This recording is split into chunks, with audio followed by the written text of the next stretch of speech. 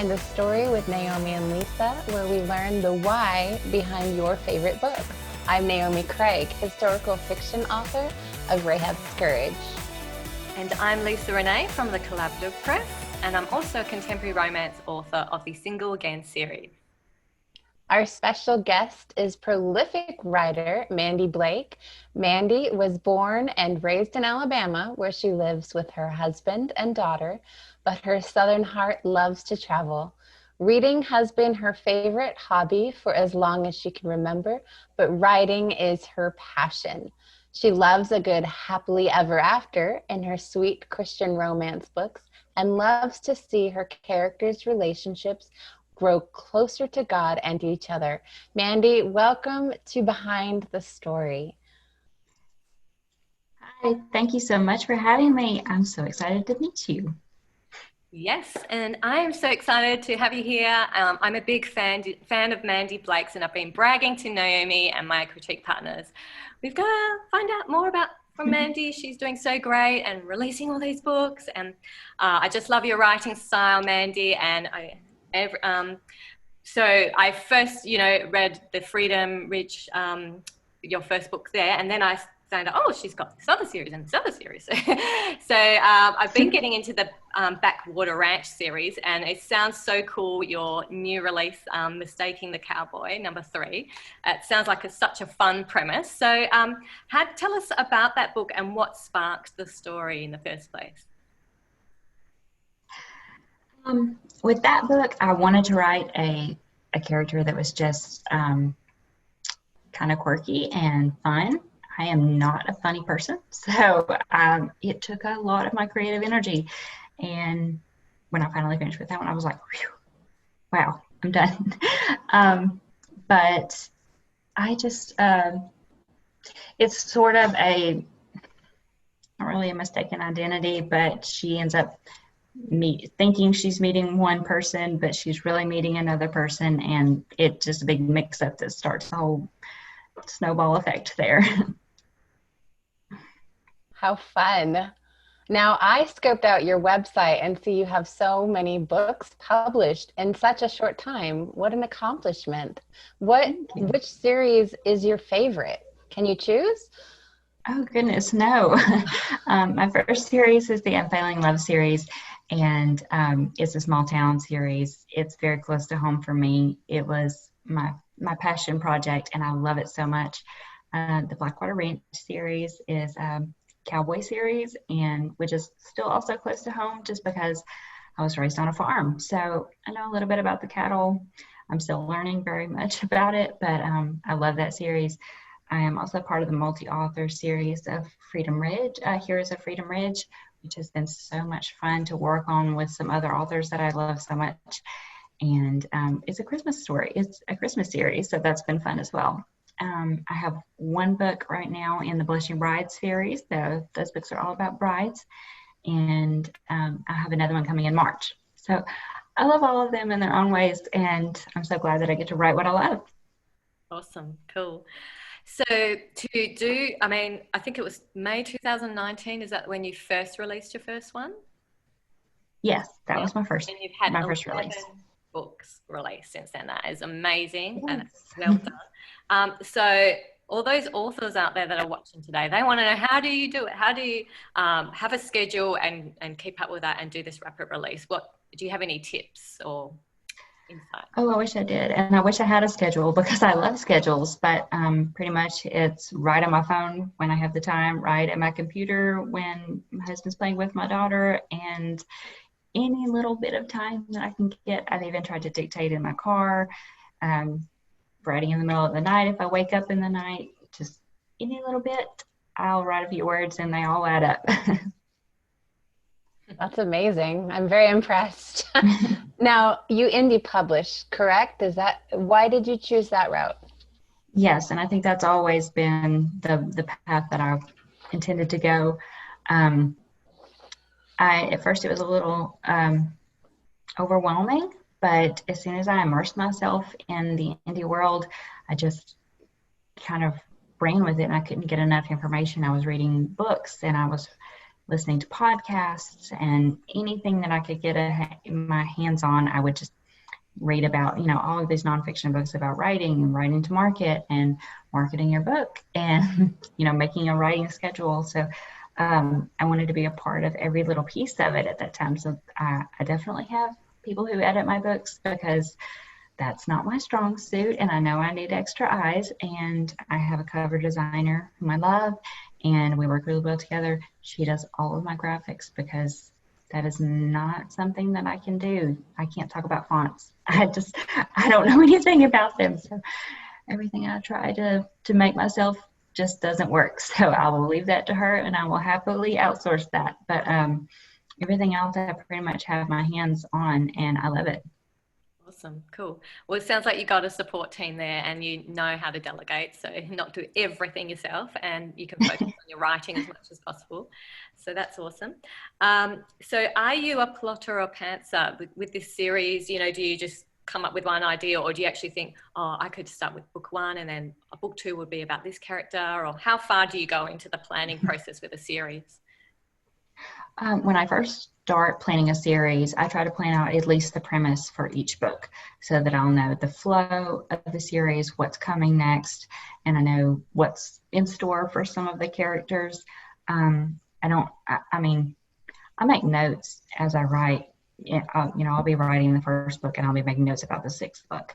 And then I kind of put, when it gets to that book's turn, I put all of those notes in order and I separate them into chapters. So I usually end up outlining out about 20 chapters. My books usually end up being about 30 chapters. So I know that if I have outlined 20 chapters, that they'll grow and there will be 30 chapters. And that's the pantsing part that comes in. It sounds so similar to me, actually. My last one, it was a template, but it was 20 beats. But you do have, one beat or event might, have a reaction to the action. And so it ends up being a couple of chapters. But yeah, mostly it's a good system. Yeah, it's working. That's wonderful. So you also have, in this short time, you have 6 audiobooks out. Talk to us about your process there. Yes, actually, I was, Lauren Hoops is my narrator. She's amazing, and we work so well together. I was reading and listening to her audiobooks because I'm an audiobook listener, and she narrates her own audiobooks. So I actually approached her one day and I said, hey, do you do this for other authors? Because I knew that she had a background in radio, and her audiobooks, her own audiobooks are great.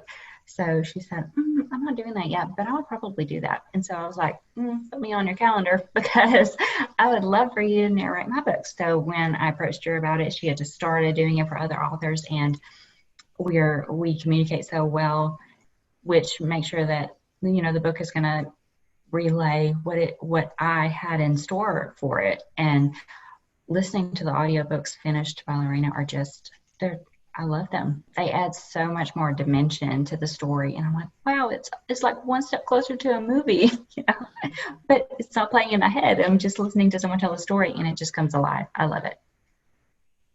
Awesome. Cool. So after you've got, you've done all this production and got your books out, so then you'll do the marketing because you're indie author. So can you give some, what's something that you've learned, or what's your most effective marketing that you can share with us? I didn't think I would like it, but I actually love reading, nonfiction books about marketing your books. So any books that I ever hear about in this, in this realm, I'm like, oh, I've got to read that. And I'm just like, oh, look, this worked for this author. Let me try that. So pretty much test is my go-to. And I'm perfectly fine with just, testing, taking the time to do that. I'm learning Amazon ads. I'm learning Facebook ads. I've been doing them for a few months. I'm still in the testing phase. And I know that I just need to kind of like let that phase ride. Amazing. I'm definitely taking notes on marketing advice. Thank you so much. So tell me something fun or quirky about you that may or may not influence your writing. Probably my daughter. She is 4, and kids say the funniest things. So every day I'm like can you believe what she said today? So I have 2 books now. Well, one book in my first series, the Unfailing Love series, that featured a single mother.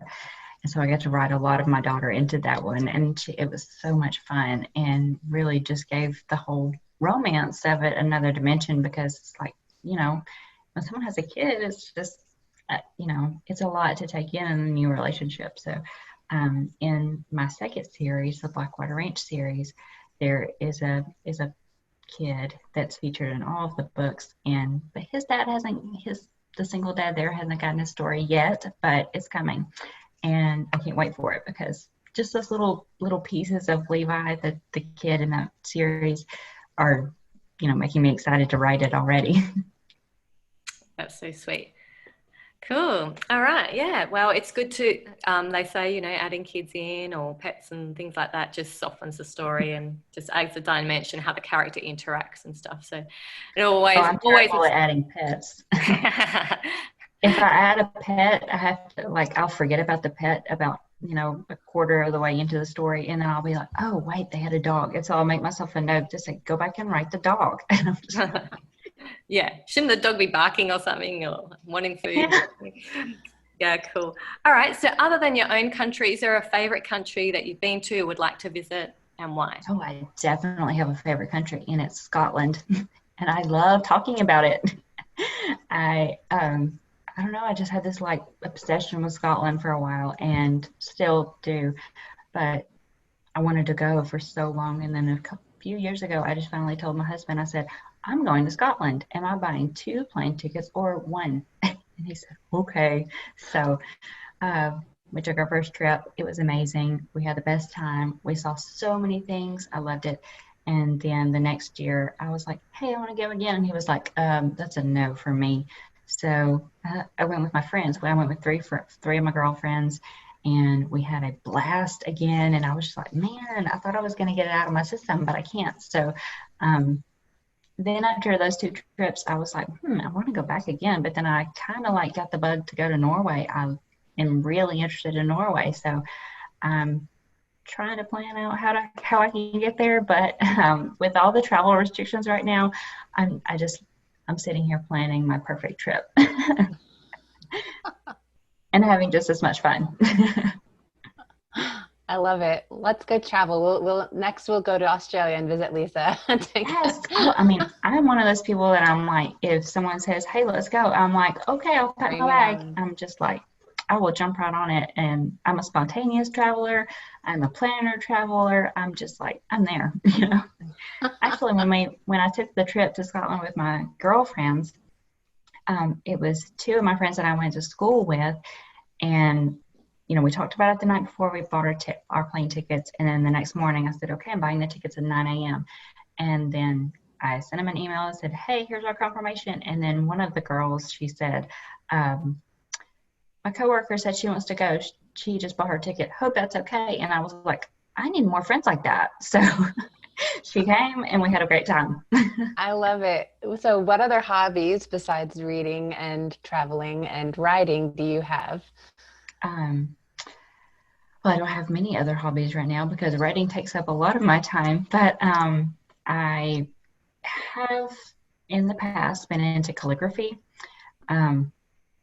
Actually, the year before last, I believe, I did all of my Christmas cards, addressing all my Christmas cards. And I was like, never doing that again. It took forever. So, but I do love it. And it's one of those things that, kind of just frees my mind, and, just kind of like listening to music where I'm just like, oh, this is so relaxing, so. Cool. Awesome. So you read a lot every spare minute. So who are your 3 favorite authors that you just really love their writing? You guaranteed you just know it's going to be a great book. My auto buys are, I love Emma St. Clair, all of her books and all of her series. She just had a rom-com come out a month or so ago. It was so good. And I'm not always I just read here and there, whatever I'm feeling like, but rom-com was definitely where it was at that point in my life. And I was like, man, this is the best book. But I have not read one of her books that I haven't loved. So Emma St. Clair definitely on the top of my list. Also love all of the books by Evangeline Kelly. I'm guaranteed to love all of her books. I can just like, I wait and I'm like, is it here yet? Oh, there it is. And I'll be like stalking her page going like, is there another one? When's it coming? So I love her books. And on the traditional side of publishing, I like Denise Hunter. So I've been reading Denise Hunter for over 10 years now. And I worked in a bookstore when I was 18, and I was just like, I want to read all of her books. She didn't have as many books back then, but I was like, I'm going to read her whole backlist. Yeah, she's definitely very, very good. I love her books too. I think my favorite is Honeysuckle Dreams. Oh gosh, it's been a while since I've read that one. Have you read that I one? like The Convenient Groom was the one that just really hooked me first, and I had borrowed it from someone, and then it was one of those paperbacks that I was like, I'm gonna go buy the book because I want the book and probably want to let somebody else borrow it. So, and then Hallmark, I think it was Hallmark, came out with an adaptation of it, and I was like, Yeah. oh, I've got to see that, and it was really good. I liked it. Very cool. Well, tell us what's coming up next for you. What do you got happening? Okay. Right now I'm writing the fourth book in the Blackwater Ranch series, and it's Protected by the Cowboy. And I love a good protector story, so I'm super excited to be writing it. I am over halfway finished with my first draft, and these characters are really starting to come to life. And the interaction between these two characters has been really easy from the start. Which when I left this main character Micah in the last book of the series, he wasn't a favorite. So I was like, I've got my work cut out for me. So that's what I'm doing right now is we're getting to know Micah and why he's a grouchy pants. Cool, awesome. All right, so our authors and our readers that are watching, they are, I'm sure, just busting at the bit to get some of your books. And the cool thing is that they're mostly on Kindle Unlimited, aren't they? They all are on Kindle. They all are right now. Oh, all right. So we'll put the links in down below. But what's your website? Do you just want to go over the last couple of releases and what their titles are and your website address? Sure. You can find everything at mandiblakeauthor.com. That's MANDI blakeauthor.com. And this year I finished up the Unfailing Love series. It's a full series of 6. And then I started the Blackwater Ranch series. There have been 3 books in that series so far. The 4th one is coming in February. And I released the first book in the Freedom Ridge series, which is a multi-author series, in October. And all of those books are, there are going to be 6 of those. The 6th one is coming out later this month in December. And it's a really fun series. And so working on the Blackwater Ranch series a little bit more in the coming 2021. Excellent. Well, thank you, Mandi, for being here today and sharing with our viewers on Behind the Story. Thank you so much for having me. I had so much fun. And so do we. And we finally got to meet you. So it's been such great experience, and I'm sure you've blessed many people and gave them lots of tips as well. So everyone, remember to check out the links below. We will have Mandi's website, and she has a freebie for you when you subscribe to her newsletter, and all her links for her Amazon and that kind of stuff we'll put in the comments below. So if you enjoyed learning about new authors, don't forget to subscribe to Behind the Story on Naomi or myself on our YouTube channels, and then you'll get an alert on who we've got coming up soon. Yes, and like Lisa said, we all have a freebie for you. Mine is on Desolate Heights. It is my biblical fiction about Balaam and his talking donkey. Cool. And you can find... I just wanted to do a shout out for, this is Mandi's freebie. It's called South of Sky. And if you, it really reminded me of Lindsay Harrell's writing. So if you are liking Lindsay Harrell, you're not going to want to miss this one for sure. Definitely. And that cool thing with Amazon, you can just read a couple of chapters and you can get to see Mandi's flavor. And I'm sure you will want to get it straight away. And my novella, Act 1 to Polarize Love, is also on my homepage of my website. And so we will have all those freebies for you on the links below. Thank you so much for joining us for this edition of Behind the Story. Until next time, let us run with endurance the race that is set before us, looking unto Jesus, the author and finisher of our faith. Take care. So thank you again for joining us today on Behind the Story with Naomi and Lisa. Don't forget to click on the links and subscribe to our YouTube channels, and you'll keep up to date with our author interviews. Have a great week. God bless.